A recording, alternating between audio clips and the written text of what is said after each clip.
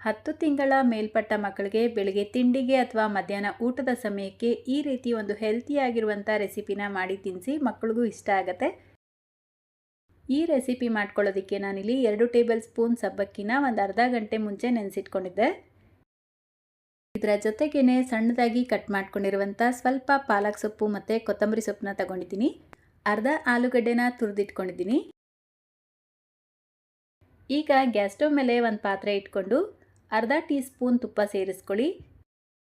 ಇದಕ್ಕೇನೆ 1/4 tea spoon ಜೀರಿಗೆ ಸೇರಿಸ್ಕೊಂಡು ತುರಿದಿಟ್ಕೊಂಡಿರುವಂಥ ಆಲೂಗಡ್ಡೆ, ಪಾಲಕ್ ಸೊಪ್ಪು ಮತ್ತು ಕೊತ್ತಂಬರಿ ಸೊಪ್ಪನ್ನ ಸೇರಿಸ್ಬಿಟ್ಟು ಮಿಕ್ಸ್ ಮಾಡ್ಕೊಳ್ಳಿ.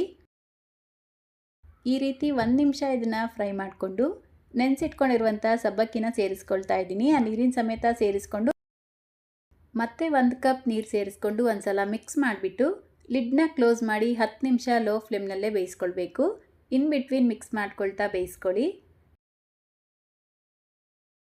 ನೋಡಿ, ಕರೆಕ್ಟಾಗಿ 10 ನಿಮಿಷಕ್ಕೆ ನಾವು ಸೇರಿಸ್ಕೊಂಡಿರುವಂಥ ಸಬ್ಬಕ್ಕಿ ಆಲೂಗಡ್ಡೆ ಎಲ್ಲ ಬೆಂದಿರುತ್ತೆ. ಈಗ ಇದಕ್ಕೆ 1/4 ಟೀ ಸ್ಪೂನ್ ಕಾಳು ಮೆಣಸಿನ ಪುಡಿ, 1 ಚಿಟಿಕೆ ಉಪ್ಪು ಸೇರಿಸ್ಕೊಂಡು ಮಿಕ್ಸ್ ಮಾಡ್ಕೊಳ್ತಾ ಇದ್ದೀನಿ.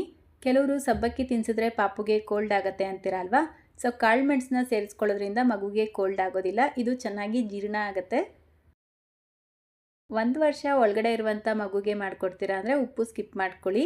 ಸೊ ನೋಡಿ, ಮತ್ತೆ 1 ರಿಂದ 2 ನಿಮಿಷ ಕುದಿಸ್ಕೊಂಡು ಗ್ಯಾಸ್ ಫ್ಲೇಮ್ನ ಆಫ್ ಮಾಡಿಬಿಟ್ಟು ಒಂದು ಬಟ್ಲಿಗೆ ಸೇರಿಸ್ಕೊಳ್ತಾ ಇದ್ದೀನಿ. ಸ್ವಲ್ಪ ಉಗುರು ಬೆಚ್ಚಗಿರಬೇಕಾದ್ರೆ ಪಾಪುಗೆ ತಿನ್ನಿಸಿ, ಬೆಳಿಗ್ಗೆ ಅಥವಾ ಮಧ್ಯಾಹ್ನ ಟೈಮಲ್ಲಿ ತಿನ್ನಿಸ್ಬೋದು. ಸೊ ರೆಸಿಪಿ ಇಷ್ಟ ಆಗಿದ್ರೆ ಲೈಕ್, ಶೇರ್, ಕಮೆಂಟ್ ಮಾಡೋದನ್ನು ಮರಿಬೇಡಿ. ಇದೇ ರೀತಿ ಮತ್ತೊಂದು ರೆಸಿಪಿಯೊಂದಿಗೆ ಸಿಗೋಣ. Thank you.